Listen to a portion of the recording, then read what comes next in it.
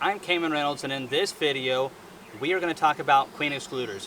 There are many beekeepers who say that they are actually honey excluders and they retard honey production, can encourage more swarming. There's some truth and some false claims about that. We're going to show you this entire colony as we break it down, and you can see for yourself how well they work, why we use them, and I'm going to explain more at the end of the video the different ways that you can use them.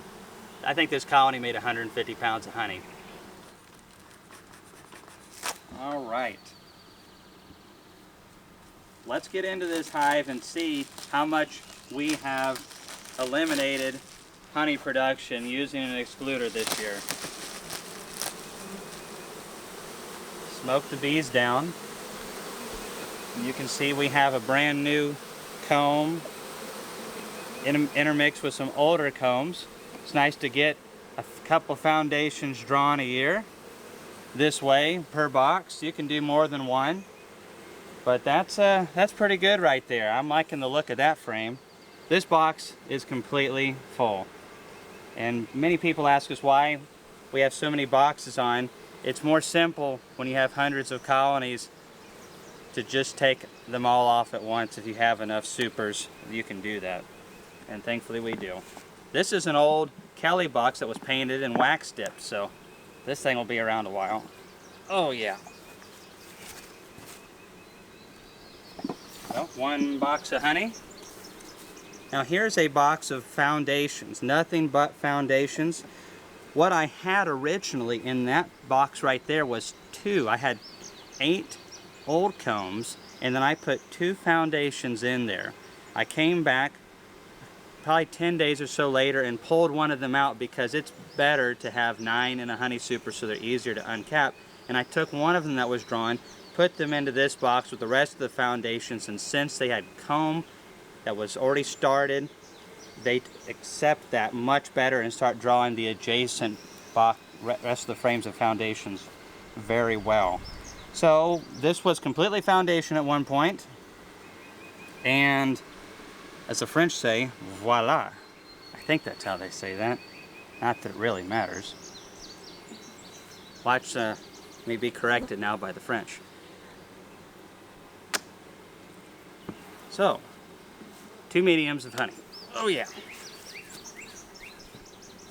This is one of our queens that we raised last year. I believe that she was a queen cell dropped in July. And now here's our second full box of foundation. Once they started drawing on that box, we added this one. And oh my goodness.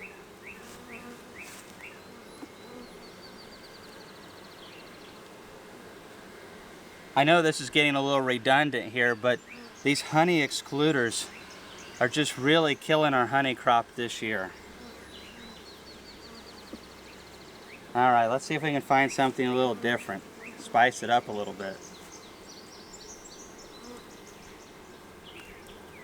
Alright, I probably need a smoke underneath this one. Oh goodness. Alright, now we're to a deep box. This is where you gotta really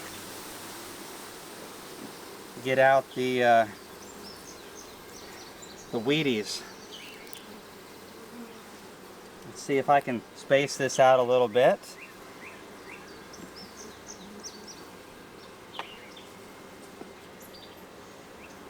This one is not completely capped, but there's a lot of bee bread in here.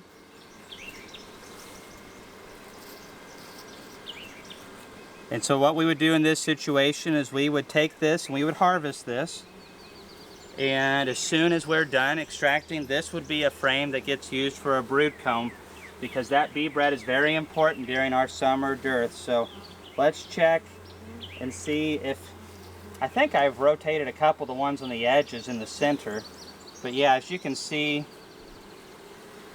look how full that is right there. A little bit of some darker honey in this batch. It was one of the first boxes on though, so perhaps there's the early tulip poplar down in there.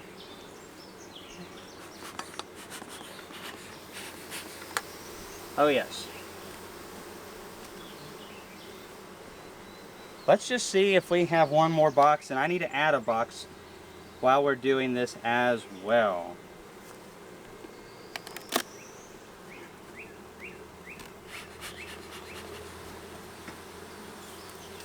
Alright, definitely want to grab it this way.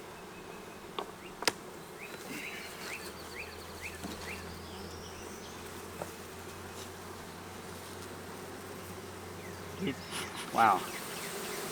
This is our most recent box that we put on.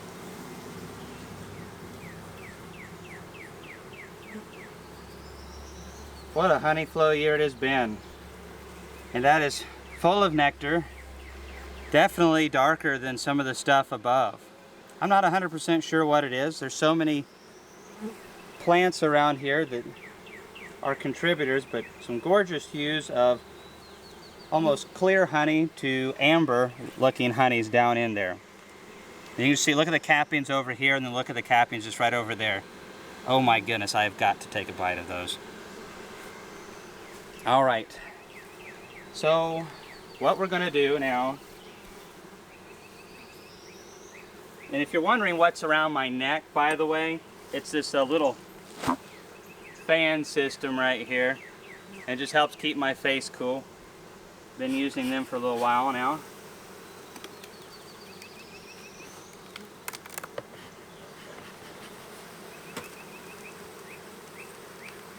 I just can't believe it. This was supposed to be the extra box they weren't going to fill up. It's been just such a great honey flow year.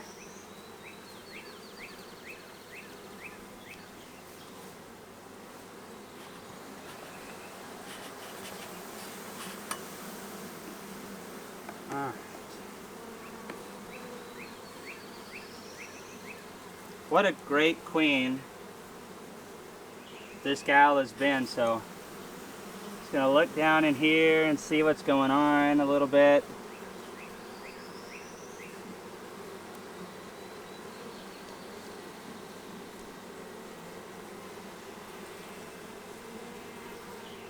And there's one of her patterns right there. Lots of bee bread over in here. But she's laying some really good patterns. All of our queens are starting to gear down a little bit. We are coming upon the dearth. There's a little bit of nectar in here, but by and large, the pollen diversity really diminishes early June, and we're almost in July now. And that really retards the queens wanting to lay as hard when there's not a whole lot of diverse and a lot of quantity of pollen coming in.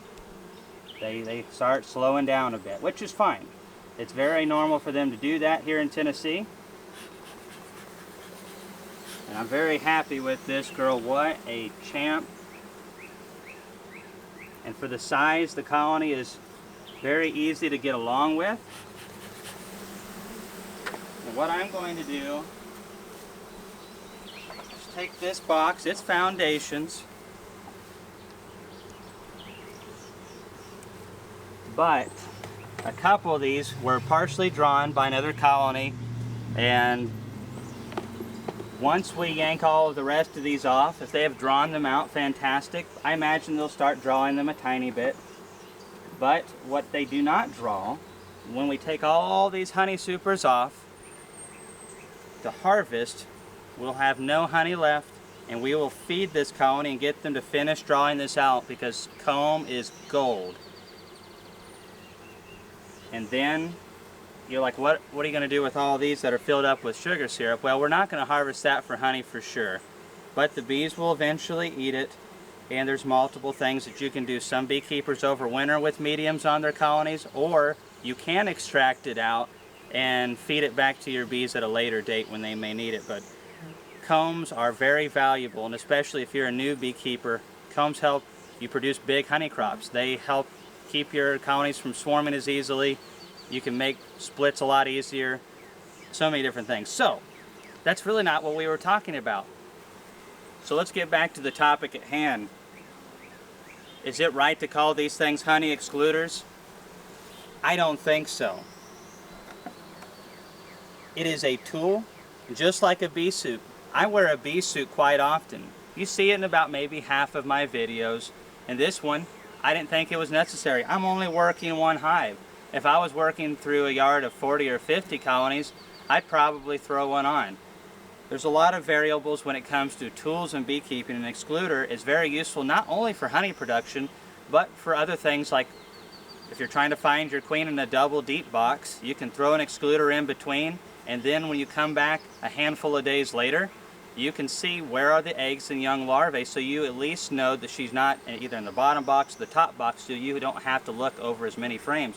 That's one of the reasons why we use this. We don't have to worry about there being any brood in these honey supers right here. We don't have to worry about hunting the queen down in the honey supers.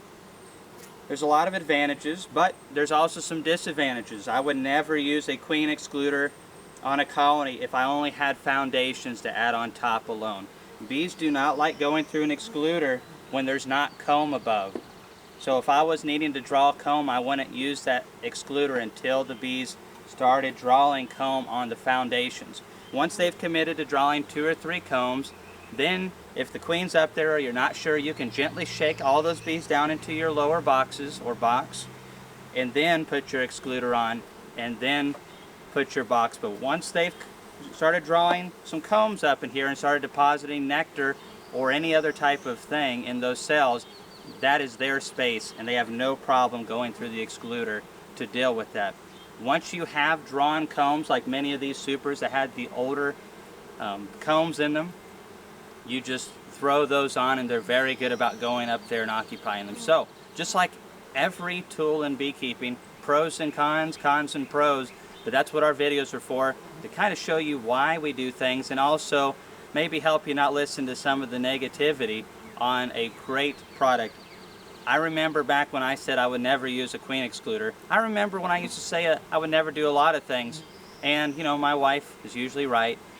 But a couple of my buddies urged me to use queen excluders about 7 or 8 years ago, and I can manage so many more colonies in the same amount of time because I know where the queen is, I know where the brood is to make a split from, I know where all the honey's at, and I can manage my colonies so much more efficiently, and that saves us a lot of time.